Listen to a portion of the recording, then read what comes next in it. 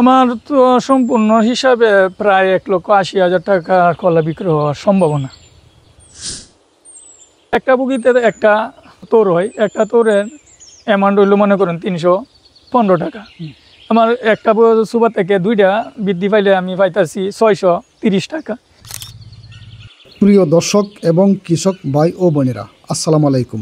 যে যেখান থেকে দেখছেন সবাইকে স্বাগত জানিয়ে শুরু করছি গ্রামীণ চাষি ইউটিউব চ্যানেলের আজকের এই পর্ব। আজ আমরা এসেছি কিশোরগঞ্জ জেলার বৌলাই ইউনিয়নের পূর্ব পারদা গ্রামে। দর্শক, আজ আমরা এমন একজন সংগ্রামী কৃষক ভাইয়ের সাফল্যের গল্প জানব, যিনি সামান্য আয় দিয়ে সংসার চালানো কঠিন হয়ে পড়ায় নতুন কিছু করার চেষ্টা করতে শুরু করেন। অবশেষে ইউটিউব দেখে কলা চাষে আগ্রহ তৈরি হয় তার মাঝে। এরপর তার বাড়ির আঙ্গিনায় অল্প পরিসরে শুরু করেন কলা চাষ। অল্প খরচে লাভ বেশি এবং ফলন ভালো হওয়ায় বদলে যায় তার ভাগ্যের চিত্র।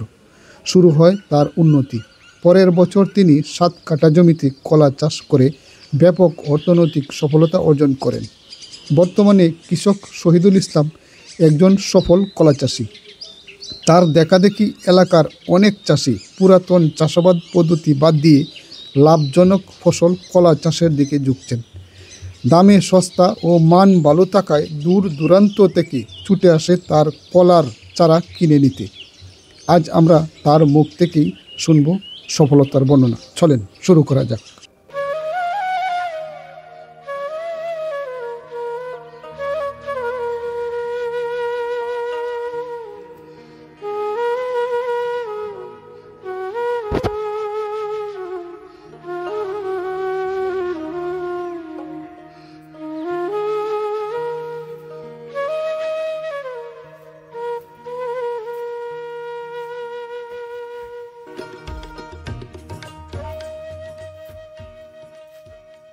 আসসালামু আলাইকুম। ওয়ালাইকুম আসসালাম রহমতুল্লাহ। কেমন আছেন? আলহামদুলিল্লাহ ভালো। গ্রামীণ চাষি ইউটিউব চ্যানেলের পক্ষ থেকে আপনাকে স্বাগত। খুব সুন্দর একটা কলার বাগান করেছেন। তো এই কলার বাগানে কিভাবে উদ্বুদ্ধ হলেন? কলার বাগান আমি বিভিন্ন ধরনের শাকসবজি আগে করতাম, সেই থেকে করার পর থেকে হঠাৎ করে আমার মনে হলো যে একটি কলা বাগান করব। সে প্রথমবার আমি 1 কাঠা জমি বা 9% জায়গা করলাম। করিয়া আমি মোটামুটি ভালো উন্নতি লক্ষ্য পাইলাম যে এর মধ্যে ভালো আয় আছে। আয়ের পরে আমি দ্বিতীয় বছর 7 কাঠা জমি করলাম। তো 7 কাঠা জমি প্রায় 63% জায়গার মতন আমি করলাম। এবছর বিক্রি করতেছি কলা 31,500 টাকা বিক্রি করলাম। মোটামুটি হিসাব করলাম যে মোটামুটি ভালো উন্নতি। আপনার এই কলা চাষটা করতে গিয়ে আপনার ইন টোটাল কত টাকা খরচ হয়েছে? টোটাল প্রায় 70 থেকে 80,000 এমন হতে পারে। এই কলাগুলা কত টাকার বিক্রি হয়েছে? বিক্রি অ্যামাউন্ট সম্ভবত 1,70,80 মতো হতে পারে। প্রায় 1,00,000 টাকা আয় হবে এক সিজনে। জি। কোন ধরনের মাটির মধ্যে কলা চাষটা সবচেয়ে বেশি ফলন হয়?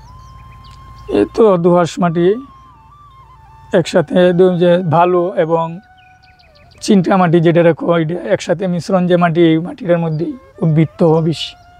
কলা চাষটা মানে বেলে দোআঁশে ফলন ভালো হয়। জি।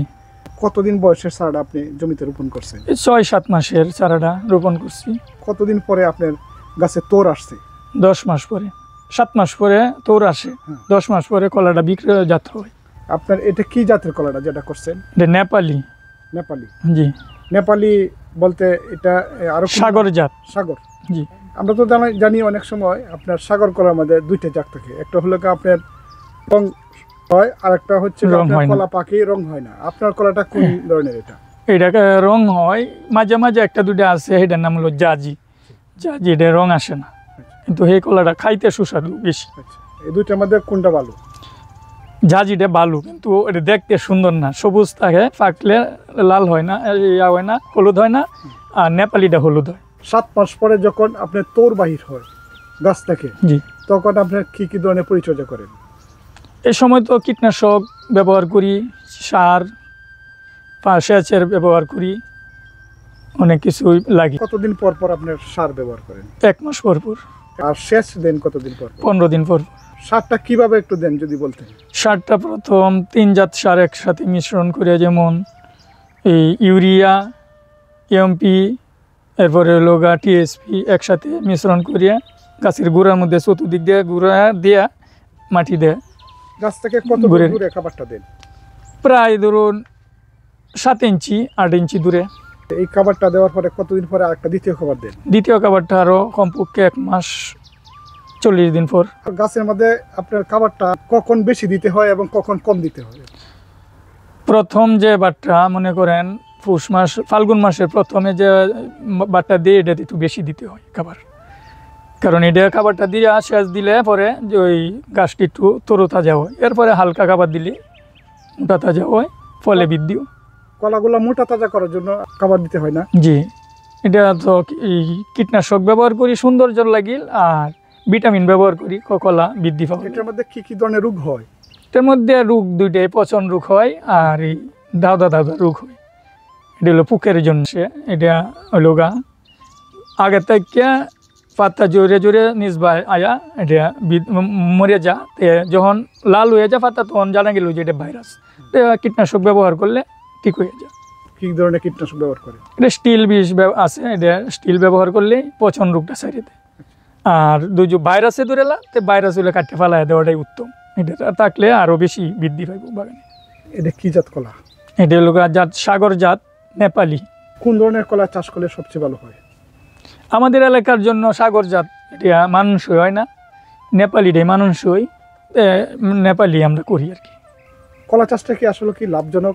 জি, লাভজনক। অন্য জাতের থেকে কলার জাতটা চাষ করাটাই ভালো, যেমন ধান পাট ইত্যাদি থেকে কলার চাষটা উন্নত। 2টা করে বগি লাগাইছেন, এটার কারণটা কি? এটার কারণটা হলো একটা বগিতে একটা তোর হয়, একটা তোরের অ্যামাউন্ট হইলো মনে করেন 315 টাকা। আমার একটা সুবার থেকে 2টা বৃদ্ধি পাইলে আমি পাইতেছি 630 টাকা।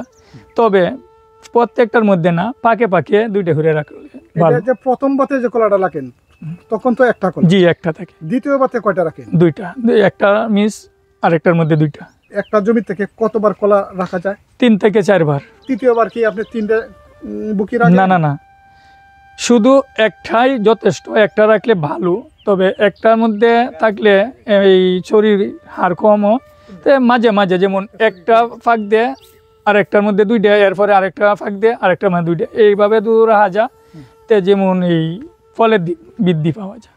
কলার যখন তোর বাহির হয়, তোর কতদিন পরে কাটেন? এটা বাইরে হয়ে শেষ হওয়ার পরে 3 কান্দা ছাড়লে পরে কেটে দেওয়া হয় তোরটা। আচ্ছা, এটা কেটে দেওয়ার ফলে এটার লাভ কি? লাভ হইলো যখন 3 কান্দার পরে বা কাটে দিলে কলাটা সৌন্দর্য বাড়ে, আর বেশি লম্বা হরণ যাতে কলাটা বৃদ্ধি পায় কম ছোট থাকে। আচ্ছা, এই সুবিধার জন্য। জি জি। একটা বুগি থেকে আরেকটা বুগির দূরত্ব কত? 4 হাত। 4 হাত। জি। আর এইভাবে আপনার এই প্রস্থটা কত? প্রস্থ 4 হাত। চতুর্দিক দিয়ে 4 হাত। 4 হাত।